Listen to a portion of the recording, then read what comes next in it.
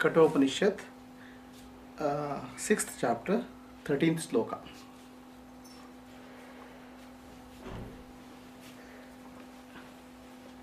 Asti iti evo upalabdavya tattva bhavena shobhayo astiti evo upalabdasya tattva bhavah prasidati.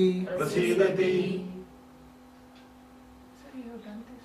Have you done this?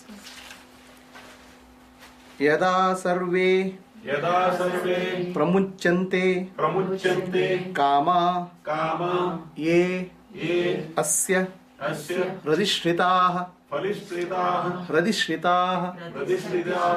atamartyo amrato bhavati atra brahma samushnate.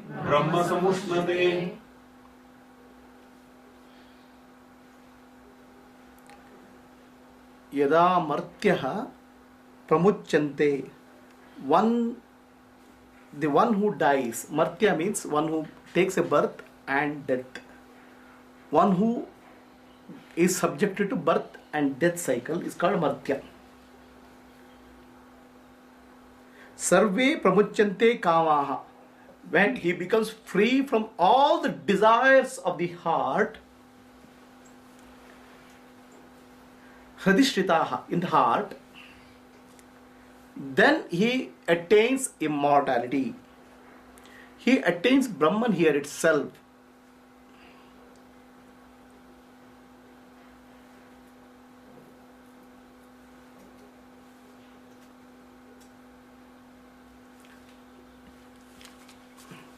So here he speaks of how to attain the immortality, how to become deathless, how to go beyond birth and death cycle. So what is said here is that you have to become free from desires. Where are the desires? Desires are in your heart. The heart is not the physical heart. Heart is what you think you are. Okay, a deep-rooted feeling in you, I am so and so, that identity. So that identity gives rise to desires of various kinds. Why there are desires?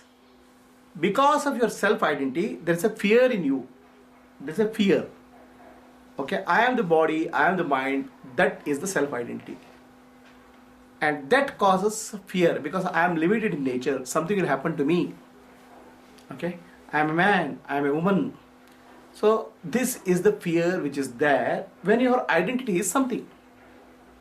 Now what you don't realize that you are not an identity, you are not a body, you are not a mind, or you are not an intellect. You have a body, you have a mind, and you have intellect. The distinction between what you are and what you have, it should be clear to you. So what you have, okay, is a body. That what you have, don't confuse with what you are. Most often we confuse with what we have with what we are. So to stop confusion between what you have and what you are, then you become free from desire. Why is that so? What you have is limited always. Is the body is limited, the house is limited, the car is limited, the job is limited. What you have is always limited, always limited. You cannot have infinite. You cannot have the whole world. There are people who have tried to conquer the whole world. They have gone and conquered many countries. The Alexander came all the way from Greece to India, tried to conquer the land. Not a piece of land remains with him. It's gone. There are people who want to conquer something in terms of land. There are people who build businesses, big businesses. Nothing wrong in big building business, nothing wrong in conquering the world. Only thing is that the problem is it's limited in nature. Whatever you do, still it's limited in nature. Whatever you do, still it will not come with you after death. It is a temporary phenomena. Now what is permanent is what is eternal is not what you have, but what you are. What you are is pure consciousness. So because you identify with what you have, not what you are, there's a fear deep inside. What will happen if what I have goes? What will happen if I lose my house? What will happen if I lose my body? What will happen if I lose my job? That fear is eternally there. Okay. What you have to realize is nothing happens to you if you lose anything. Okay. If you lose your body, nothing happens to you. You will find another body. Okay. If you lose your job, of course you have to find another job or do something. But nothing is happening to you. The problem is anything happening in the world, we say something is happening to me. Okay. So the desire is an offshoot of the fear. The fear is limited identity. So limited identity is based on the object. So you try to accumulate more and more and more and become larger and larger and larger and larger. So that is the desire. So when the desire goes in your heart, how the desire can go in your heart? Please tell me. Whatever you do for the desire, how much you fulfill for the desire, still the desire will not go. It is like putting ghee to the fire. The more ghee you put, the more desire will come. The more desire will sprout. So is there something wrong in the desire? Nothing. Okay? That's the way, that's the nature of the desire. Somebody has to build a business, I want to build a bigger business, I want to do more. It's okay. But the question is, are you becoming more peaceful or more restless? Are you becoming more stressed or becoming peaceful? Are you becoming useful to the society or are you becoming so agitated and disturbing the society? Is the question. So there is a way out. You have to understand that there is no end to the desire because the desires are caused by the fear. The fear of limited identity. So you have to develop a concept of unlimited identity, which is your true nature. What is unlimited identity? The entire universe is Bhagavan, the God. I am a part of that. I am not separate from that. I am one with their existence. I am of the nature of pure consciousness. This is the deep feeling you should develop. Once you develop that, the fear drops. Okay? There's a dropping of the fear. When the fear drops, desire drops.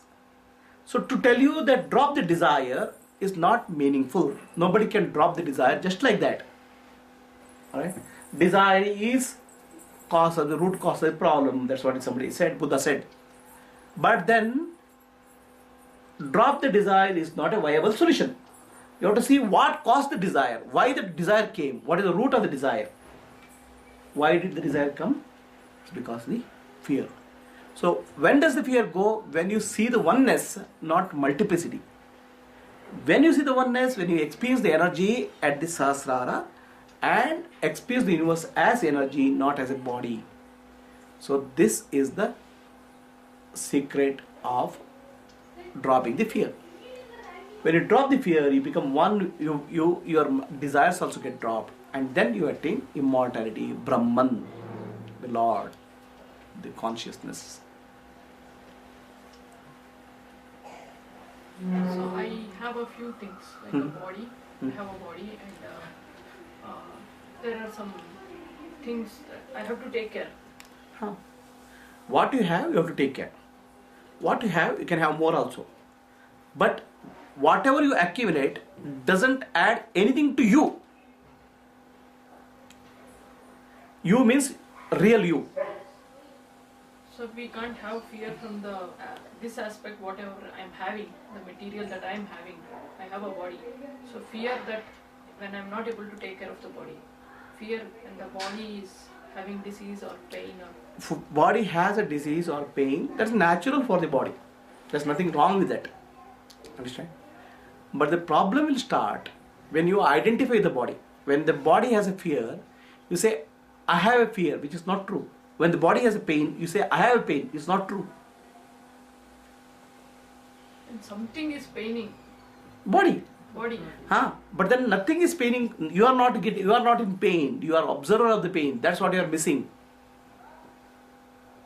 You start getting involved in the pain. Can there be a situation where I can associate with the pain? You cannot dissociate. You can witness the pain. Where the pain is there, But you are not affected by the pain. You are the witness of the pain. So it hurts or doesn't hurt? Pain Pain hurts, hurts. but you don't get hurt. There's a difference. The pain hurts the body, but you still are peaceful and calm deep within. Because you have a body, you are not the body. Even if the body goes, nothing happens to you. That is the only way to be free from suffering in the world. That's the only way the realization can happen. Nothing else. But still have to take care of the body. Yeah, what you have to take care. Okay? The body or the family, the children, everything is temporary. But you have to take care of that. But having them or not having them, it doesn't make a damn difference to you, who you are. That is the point. Where you are not a body, mind or intellect, you are a pure consciousness. Nothing happens to you. There is no gain or no loss which can happen to you. So the gain and loss can happen to you only when you identify with that. For example, the children play marble. Okay, it's my marble. The child will hold on to that. And if somebody's marble is removed, the child will cry. The taking away that marble, nothing big has happened, but the child is so possessive of that, it cries. So the cries that he is feeling hurt. In reality, we are also like child. We are holding on to the body and mind, saying that I am the body and mind, which is not true.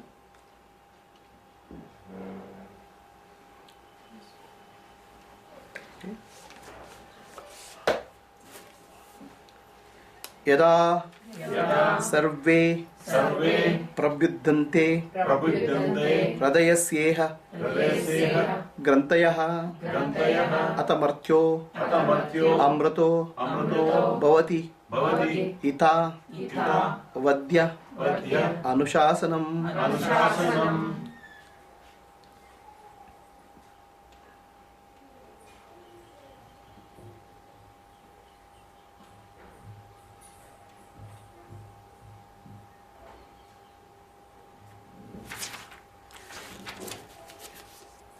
यदा सर्वे प्रविद्यन्ते हृदयस्येह ग्रन्थयः. The heart has not, granthi means not. Okay, granthi also you can say cancer. Today's word. Something which is like holding. Granthi is a knot. It's a cancer. Hridaya granthi is deep inside our consciousness. There's a deep inside our mind. There is a cancer. There's a block. What is the block?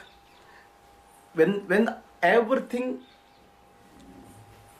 all these things, the Hridaya Granthi is destroyed, the deep inside the block is destroyed, the cancer is destroyed, then here in this body you become eternal, you become immortal, you become one with the Shiva, you become realized. So people have a concept that I will realize after death. That is a concept of Vaikuntha Samaradhana or Shiva Samaradhana. After death, 10 days or 12 days, you say he has attained Shiva, he has become one, he has gone to Shiva Loka, Brahma Loka. In reality, you can attain Shiva, you can Brahma in this body, here and now. How does it happen? When the Hridaya Granthi, the deep inside you, there's a block. The deep inside there's ignorance. That has to be destroyed. And only when the destruction happens, then you'll become free. You'll experience that infinite in you. You experience that oneness with the Brahman, oneness with Shiva, oneness with the Narayana. And that can happen only here and now, in this lifetime. If you are under the impression that it can happen after death, you are under wrong, your understanding is wrong.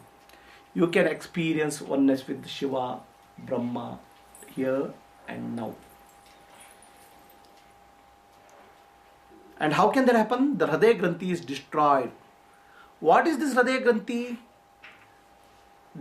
Our consciousness, Chaitanya, individualized consciousness, identifies with the seen but not the seer. Identifies with the object, not the seer. This here is the consciousness Chaitanya or Sakshi. The scene is the body and the mind. Intellect, body and mind is the scene. It's an object. Intellect, there is a thought. Okay, the thought in the intellect is a deep-rooted feeling that I am body, I am separate from existence. That feeling is there in the intellect. So when the individual consciousness identifies with that feeling, you start identifying the body and mind. Okay, so that is the bondage. That is the Hridaya Granthi. That Hridaya Granthi has to be destroyed through Jnana, wisdom, and experience of meditation. So when that happens, the Hridaya Granthi gets destroyed. Then when the Hridaya Granthi is destroyed, you experience the freedom, birth and deathlessness of the consciousness Chaitanya in this verily human body, and that is called Jivan Mukti. Living enlightenment is called, that's called living enlightenment, Jivan Mukti. So this is the meaning which they say Vishnu Granthi in There are 3 Granthis in Lalita Sahasranama: Brahma Granthi, Vishnu Granthi, Rudra Granthi. There are 3 Granthis in the human being. Brahma Granthi means at the Mooladhara Chakra, where you identify with the object. Okay, what are the objects? Oh, I am my house, I am my name. Okay, whatever you have, you start identifying with that. It's called Brahma Granthi. It's a object identity with the gross. Vishnu Granthi means identification with the subtle feelings, emotions. Okay, I have so much of attachment for him. It's a subtle, it's emotional. So that's called Vishnu Granthi. Rudra Granthi means ideas, identification with the concepts. I am so and so. I am very intelligent person. I am a doctor. I am a scientist. These are ideas. You hold on to ideas. So Brahma Granthi, Vishnu Granthi, Rudra Granthi together is called Granthi here. All these 3 have to be destroyed for liberation. Shatam Chaika Cha Hridayasya Nadyaha Tasam Murdhanam Abhinhi Shataika Tayoho Urdhvam Ayannam Amritatvameti Vishwajñāः Utkramane Bhavanti.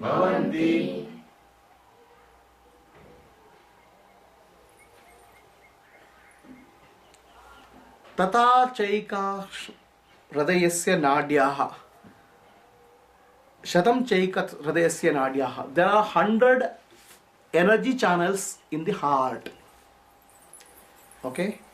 Out of that, there is only one energy channel. It's called Amrita Nadi, which connects the heart center with the Sahasrara. The heart center is connected to Sahasrara through one Nadi. That's called Amrita Nadi. Okay? So, that is called Sushumna Nadi. So, one who rises through Sushumna Nadi and attains the union with Supreme Consciousness, he alone becomes free.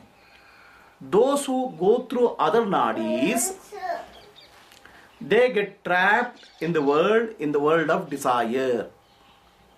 So what meditation I had taught you people is the highest meditation, and that's the only meditation which is required for liberation.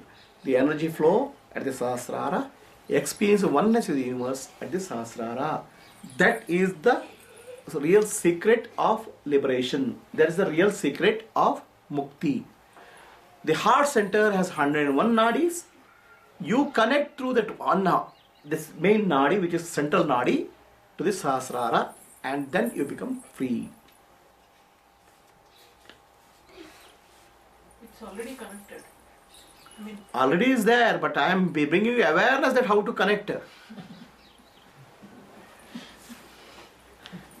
Angushta matraha Purusho अंतरात्मा सदा जनानां हृदये सन्निविष्टः तं स्वाच्चरितात् प्रवृहे मुञ्जादि वेशिकां धैर्येण तं विद्युच्चक्रं अमृतं तुम विद्यात् चक्रम अमृतमिति.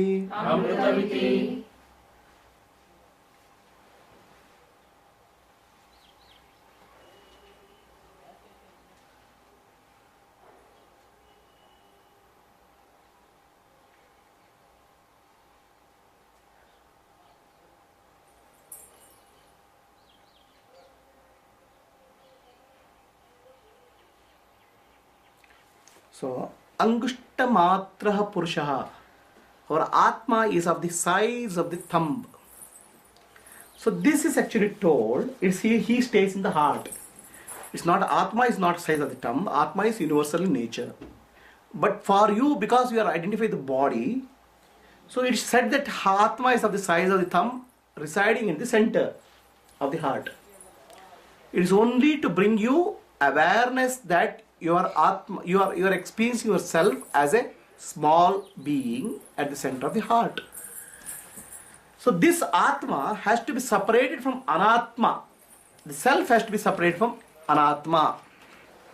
The example given here is Munja, that's a grass. So that grass is split to separate out. Okay? Like that, Atma has to be separated out from the Anatma. Atma has identified with the body and mind. Atma has become one with the body and mind. You mistake Atma with the body, confuse Atma with the body. With the sword, you have to cut the munja grass. Munja grass is the grass is cut and separated out. By that process, you find out the deep inside what is there, you open out. Similarly, with Jnana, the sword of Jnana, you have to find out what is Atma and what is Anatma. Where it's not very complex. You have to find out what you are and what you have. They are very different things. And you are always clear. So, there's a pain in the body. Okay? So, somebody says, I have pain. The same person says, I have a hand. The person doesn't say, I have a hand. When there's a pain, you become the hand.